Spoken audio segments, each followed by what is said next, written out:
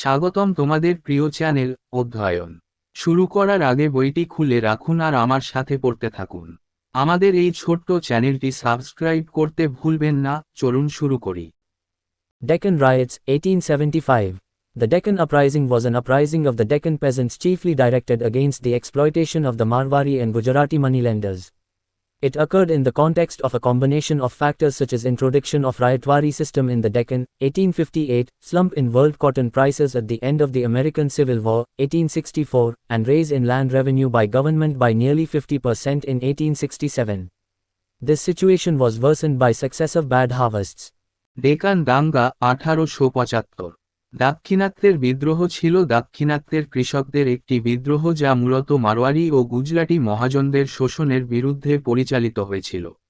এটি দাক্ষিণাত্যে রায়তওয়ারি ব্যবস্থার প্রবর্তন 1858, আমেরিকান গৃহযুদ্ধের 1864 শেষে বিশ্ব তুলার দাম হ্রাস এবং সরকারের ভূমি রাজস্ব প্রায় 50 বৃদ্ধির মতো কারণগুলির সংমিশ্রণে ঘটেছে।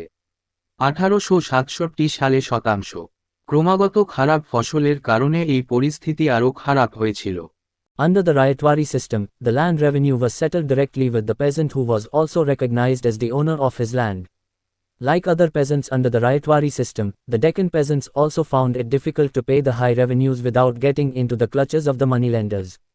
This led to growing resentment between the peasants and the moneylenders, most of whom were outsiders Marwaris or Gujaratis. Ryotwari ব্যবস্থার অধীনে ভূমি রাজস্ব সরাসরি কৃষকের সাথে মীমাংসা করা হতো, যিনি তার জমির মালিক হিসাবেও স্বীকৃত ছিলেন। রায়তওয়ারি পদ্ধতির অধীনে অন্যান্য কৃষকদের মতো দাক্ষিণাত্যের কৃষকরাও মহাজনদের খপ্পরে না পড়ে উচ্চ রাজস্ব পরিশোধ করা কঠিন বলে মনে করেছিল। এটি কৃষক এবং মহাজনদের মধ্যে ক্রমবর্ধমান অসন্তোষের দিকে পরিচালিত করে, যাদের অধিকাংশই ছিল বহিরাগত মারোয়ারি বা গুজরাটি।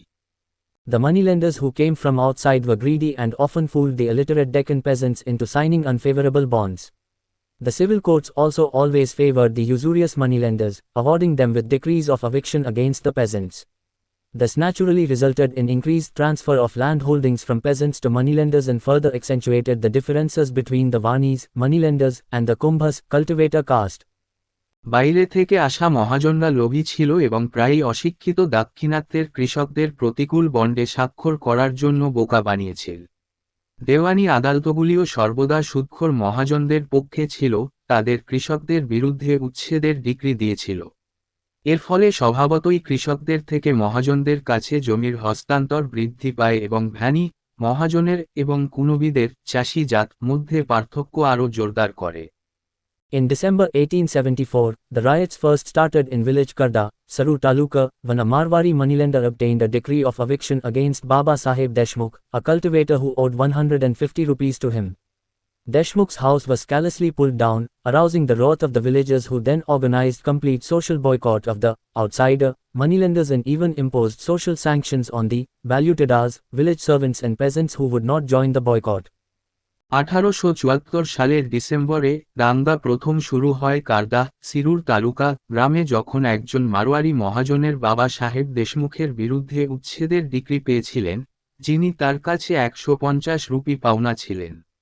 দেশমুখের বাড়িটি নির্মমভাবে ভেঙে দেওয়া হয়েছিল, গ্রামবাসীদের ক্রোধ জাগিয়ে তোলে, যারা তখন বহিরাগত মহাজনদের সম্পূর্ণ সামাজিক বয়কটের আয়োজন করেছিল এবং এমনকি বালুদারদের, গ্রামের সেবক এবং কৃষক যারা বয়কটে যোগ দেবে না, তাদের উপর সামাজিক নিষেধাজ্ঞা আরোপ করেছিল। When the social boycott did not prove very effective, the peasants resorted to agrarian riots. By June 1875, the Pune and Ahmednagar districts were set ablaze, with peasants attacking the shops and houses of moneylenders and burning them down. The chief targets were the mortgage bonds, which the peasants perceived as the instruments of oppression. This class conflict was also given the color of caste conflict. যখন সামাজিক boycott খুব কার্যকর প্রমাণিত হয়নি, তখন কৃষকরা কৃষি দাঙ্গার আশ্রয় নেয়। 1875 সালের জুন নাগাদ পুনা এবং আহমেদনগর জেলায় আগুন ধরিয়ে দেওয়া হয়, কৃষকরা মহাজনদের দোকান ও বাড়ি আক্রমণ করে এবং পুড়িয়ে দেয়। প্রধান লক্ষ্য ছিল বন্ধকি বন্ড, যাকে কৃষকরা নিপীড়নের হাতিয়ার হিসেবে মনে করত। এই শ্রেণী দ্বন্দ্বকেও বর্ণসংঘাতের রং দেওয়া হয়। Special features of Deccan riots. Absence of anti-colonial consciousness. As in the case of Pabna, the Deccan uprising also lacked anti-colonial consciousness. দাক্ষিণাত্যা দাঙ্গার বিশেষ বৈশিষ্ট্য ঔপনিবেশিক বিরোধী চেতনার অনুপস্থিতি পাবনার মতো দাক্ষিণাত্যা বিদ্রোহেও ঔপনিবেশিক বিরোধী চেতনার অভাব ছিল Support of nationalist intelligentsia. Here again, the modern intelligentsia of Maharashtra supported the cause of the peasants. A notable role was played by the Pune Sarvajanik Sabha, led by Justice Ranade as well as by the nationalist newspapers. জাতীয়তাবাদী বুদ্ধিজীবীদের সমর্থন এখানে আবারও মহারাষ্ট্রের আধুনিক বুদ্ধিজীবীরা কৃষকদের সমর্থন করেছেন বিচারপতি রানাডের নেতৃত্বে পুনা সার্বজনিক সভা এবং জাতীয়তাবাদী সংবাদপত্রগুলি একটি উল্লেখযোগ্য ভূমিকা পালন করেছিল Government response. The police assisted by the military was swung into action. Thousands of peasants were arrested and the uprising completely suppressed. However, the government could not find any evidence against the peasants, demonstrating the popular base of the movement. The government was compelled to appoint the Deccan Riots Commission to inquire into the causes of the uprising. Subsequently, the Deccan Agriculturalists Relief Act of 1879 was passed, which put restrictions on alienation of the lands of peasants and arrest for failure to pay debts.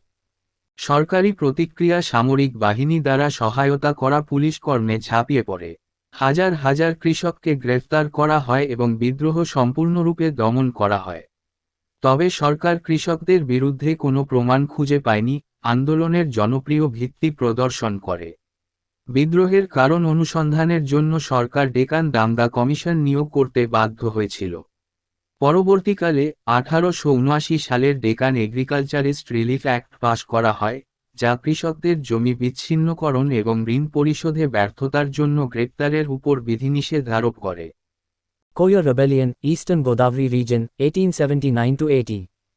The rebellion occurred in the eastern Godavari tract of present-day Andhra Pradesh and also affected some regions of Malkangiri, Koraput district, Orissa. At the root of the Koya rebellion were the trib grievances such as erosion of forest rights, exploitation by moneylenders, etc.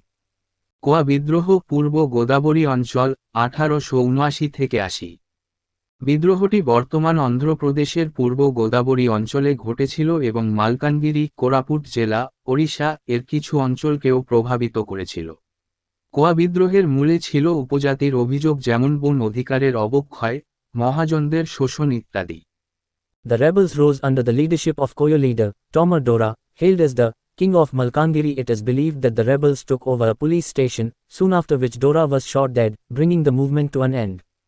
Mine লেডার টুমদাডরা কোয়া নেতা তোমাডোরার নেতৃত্বে বিদ্রোহীরা উঠেছিল যাকে মালকানগিরির রাজা বলে অভিহিত করা হয় এটা বিশ্বাস করা হয় যে বিদ্রোহীরা একটি থানা দখল করে নেয় তারপরেই ডোরাকে গুলি করে হত্যা করা হয় এবং আন্দোলনের সমাপ্তি ঘটে Munda Rebellion, Chota Nagpur, 1874–1901. This was a tribal movement that developed between 1874 and 1901 and was led by Birsa Munda from 1895. It affected an area of about 400 square miles in the Chota Nagpur region of South Bihar. The movement was born out of basic problems that affected the tribals in the colonial period. The Munda system of common land holdings had been destroyed by the intrusion of Jagirdars, revenue farmers and merchant moneylenders. Munda বিদ্রোহ ছোটা নাগপুর 1874 থেকে 1901 এটি ছিল একটি উপজাতীয় আন্দোলন যা 1874 থেকে 1901 সালের মধ্যে গড়ে উঠেছিল এবং 1895 সাল থেকে বিরসা মুন্ডা এর নেতৃত্বে ছিলেন এটি দক্ষিণ বিহারের ছোট নাগপুর অঞ্চলের প্রায় 400 বর্গমাইল এলাকাকে প্রভাবিত করেছিল ঔপনিবেশিক আমলে আদিবাসীদের যে মৌলিক সমস্যাগুলি প্রভাবিত করেছিল তার থেকেই এই আন্দোলনের জন্ম হয়েছিল জায়গিরদার রাজস্ব কৃষক ও বণিক মহাজনদের অনুপ্রবেশের ফলে সাধারণ জমির মুন্ডা ব্যবস্থা ধ্বংস হয়ে গিয়েছিল It is noteworthy that the movement had a distinct connection with Christianity in its early phase. The Mundas accepted Christianity with the belief that the German missionaries would help them against the exploitation of the zamindars. However, dissatisfaction with the German missionaries made them turn to the Catholic mission. But seeing the colonial ties between the colonial officers and the zamindars, the Munda Sardars turned against all outsiders and finally rose in a rebellion, Albulan, led by Birsa Munda. Previously, Birsa Munda had declared himself as messenger of God with miraculous healing powers. But under the influence of Sardars, his religious movement began to acquire agrarian and political content. এটি লক্ষণীয় যে আন্দোলনের প্রাথমিক পর্যায়ে খ্রিস্টধর্মের সাথে একটি স্বতন্ত্র সংযোগ ছিল।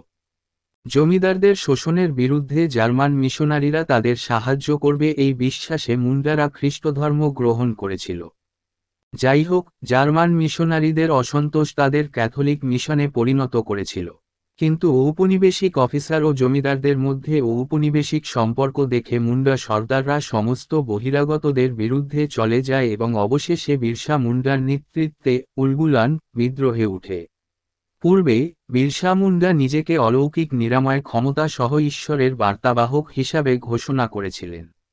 কিন্তু সর্দারদের প্রভাবে তার ধর্মীয় আন্দোলন কৃষি ও রাজনৈতিক বিষয়বস্তু অর্জন করতে শুরু করে। In 1899, Birsa Munda declared a rebellion to establish the Munda rule and encouraged the killing of Jagirdars and Rajas and Hakims, rulers, and Christians. Birsa succeeded in mobilizing nearly 6,000 Mundas armed with swords and spears, bows and arrows. There was active participation of women in this movement. Economically weaker non-tribal people were not attacked. 1899 সালে বিরসা মুন্ডা শাসন প্রতিষ্ঠার জন্য একটি বিদ্রোহ ঘোষণা করেন এবং জায়গিরদার ও রাজা এবং হাকিম, শাসক এবং খ্রিস্টানদের হত্যা করতে উৎসাহিত করেন। বিরসা তলোয়ার, বর্শা, ধনুক ও তীর নিয়ে সজ্জিত প্রায় 6,000 মুন্ডাকে একত্রিত করতে সফল হন। এই আন্দোলনে নারীদের সক্রিয় অংশগ্রহণ ছিল। অর্থনৈতিকভাবে দুর্বল ও উপজাতীয়দের উপর আক্রমণ করা হয়নি। Main leader, Birsa Munda. Suppression. The rebellion was ruthlessly suppressed by the British forces. Birsa was arrested in 1900 and he died in prison the same year. প্রধান নেতা বিরসা মুন্ডা। দমন, বিদ্রোহ নির্মমভাবে ব্রিটিশ বাহিনীর দ্বারা দমন করা হয়েছিল। বিরসা 1900 সালে গ্রেপ্তার হন এবং একই বছর তিনি কারাগারে মারা যান। Ramp Rebellion, Andhra, 1879 and 1922. The Ramp Rebellion of 1879 was an uprising of the hill tribes of the Ramp region in coastal Andhra against British administration, particularly forest regulations and oppression by the government-supported Mansabdars. The rebellion was suppressed only after large-scale military operations. Several Ramp revolutionaries were arrested and deported to Andamans. রাম্পা বিদ্রোহ অন্ধ্র, 1879 এবং 1922। 1879 সালের রাম্পা বিদ্রোহ ছিল উপকূলীয় অন্ধ্রের রাম্পা অঞ্চলের পার্বত্য উপজাতিদের British প্রশাসনের বিরুদ্ধে, বিশেষ করে বনের বিধিবিধান এবং সরকার সমর্থিত মনসবদারদের নিপীড়নের বিরুদ্ধে। ব্যাপক সামরিক অভিযানের পরই বিদ্রোহ দমন করা হয়, বেশ কয়েকজন রাম্পা বিপ্লবীকে গ্রেফতার করে আন্দামানে নির্বাসিত করা হয়। The Ramp Rebellion of 1922, also known as the Second Ramp Rebellion, was a tribal uprising led by Alluri Sitaram Raju in Godavari Agency of Madras Presidency. The Ramps rose against the Raj laws, erosion of their forest rights, restrictions on their Podu system, slash and burn system, and forced labor in road construction. The rebellion took the form of guerrilla struggle and ended with the shooting of Raju in May 1924. 1922 সালের রাম্পা বিদ্রোহ দ্বিতীয় রাম্পা বিদ্রোহ নামেও পরিচিত ছিল মাদ্রাজ প্রেসিডেন্সির গোদাবরী এজেন্সিতে আলুরি সীতারাম রাজুর নেতৃত্বে একটি উপজাতীয় বিদ্রোহ। রামপারা রাজ আইনের বিরুদ্ধে, তাদের বনের অধিকারের ক্ষয়, তাদের পডু পদ্ধতির স্ল্যাশ এবং বার্ন সিস্টেম উপর বিধিনিষেধ এবং রাস্তা নির্মাণে বাধ্যতামূলক শ্রমের বিরুদ্ধে উঠেছিল। বিদ্রোহ গেরিলা সংগ্রামে রূপ নেয় এবং 1924 সালের মে মাসে রাজুকে গুলি করে শেষ হয়। Other peasant uprisings included Kukar Uprising, Punjab, 1872. It was a messianic movement led by Baba Ram Singh. Ramosi Uprising, Maharashtra, 1879. The uprising was led by Vasudev Balwant Phadke, who organized social banditry on a large scale. Assam, 1893-93. A series of peasant riots inflicted Assam on account of high land revenue. Most of these uprisings were brutally suppressed.